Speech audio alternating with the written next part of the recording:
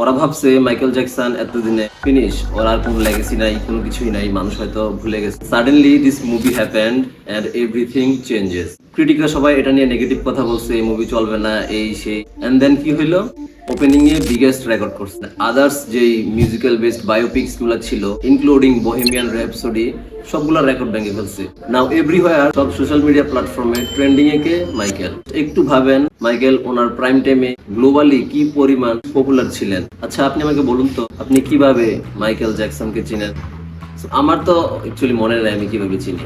It feels like আমি by born মাইকেলকে চিনি, কেউ আমাকে ইন্ট্রোডিউস করায় নাই বা কেউ আমাকে দেখাই দেয় না যে অন্য কোনো আর্টিস্টের মতো, যেমন গানস এন্ড রোজেস বা পিঙ্ক ফ্লয়েড বা দ্য ডোরস বা জিমি হ্যান্ড্রিক্স। এরকম রক এন্ড রোল আর্টিস্ট যারা আছে ম্যাক্সিমাম আমি কারো থ্রোতে বা কোনো বড় ভাইয়ের থ্রোতে বা কেউ আমাকে ইন্ট্রোডিউস করাইছে বা গানের লিঙ্ক দিছে যে check out this band. But thing about Michael, it was totally different. মনে হয় আমি জন্মের পর থেকে বাই বর্ন ওনাকে চিনি। Now Michael's cultural impact, music videos as cinematic story telling. মাইকেলের আগে মিউজিক ভিডিওস জাস্ট ওয়ার শুধু পারফর্মার বা আর্টিস্টের পারফর্মিং বেসড মিউজিক ভিডিও, তেমন ওইরকম কোনো কিক্স ছিল না, কোনো কিছুই ছিল না। But with thriller in 1983 he turned music videos into short films, like with the plot, cinematography, costumes and the production value. আর মাইকেলের এই রেড জ্যাকেটটা তো পপ কালচারের একটা আইকনিক ব্যাপার হয়ে দাঁড়িয়েছিল তখন। Like every other kid on the street wearing this red jacket, so it became huge popular in the 80s। Michael তার ইউনিক স্টোরি টেলিং এবং এইসব ড্যান্স মুভস, পারফর্মিং স্টাইলের কারণে এমটিভি এবং সারা বিশ্বের মিউজিকের একটা গ্লোবাল পরিবর্তন নিয়ে আসছিল। And then the moonwalk. So Michael is not the founder of this dance move, but what he did is globally popularization on a live performance Motown 25 in 1983, and it becomes the most iconic dance move ever, breaking racial barriers on MTV. So Billie Jean and Beat It, এই গানগুলা like MTV K force করা হয়েছে এই গানগুলা play করার জন্য। Before Michael MTV তে হয়তোবা ব্ল্যাক আর্টিস্টদের মিউজিক থাকে না একটু, অ্যাকচুয়ালি সে একটা রেভলিউশনারি কাজ করছিল এবং অনেক আর্টিস্টকে অ্যাকচুয়ালি হেল্প করছিল এরকম গ্লোবালি এই প্ল্যাটফর্মটা ওপেন করার জন্য অ্যাকচুয়ালি। সো থ্রো মাইকেল এই জিনিসটা একদম সব ব্যারিয়ার ভেঙে ফেলে। And lastly pop as a global cultural force. আমরা জানি 70s 80s এর scene, rock and roll was rising, every other group probably had a band that time in foreign. So I think মাইকেলের কারণে হয়তো globally pop মিউজিকের একটা cultural set শুরু হয়েছে, and specially because of thriller music album release. Not only in music but also in মিউজিকের মধ্যে costumes, fashion সবকিছু একটা স্ট্যান্ডার্ড সেট করে দিয়েছিল মাইকেল জ্যাকসন। সো যেটা পপ কালচারে অনেক বেশি ইম্প্যাক্ট করে, স্পেশালি যেটা থ্রিলারের কথা বললাম, তখন অনেক এরকম কালচারাল ইভেন্ট হইতো based on this music release or the music video. So আপনি বুঝতে পারতেছেন এটা কত বড় একটা মাইলফলক ছিল তখন। And now the controversies, child sexual abuse allegation. এই কন্ট্রোভার্সিটা মাইকেলের ক্যারিয়ারের সবচেয়ে বড় এবং ওয়াইডলি সবচেয়ে বেশি আলোচনার একটা বিষয় ছিল।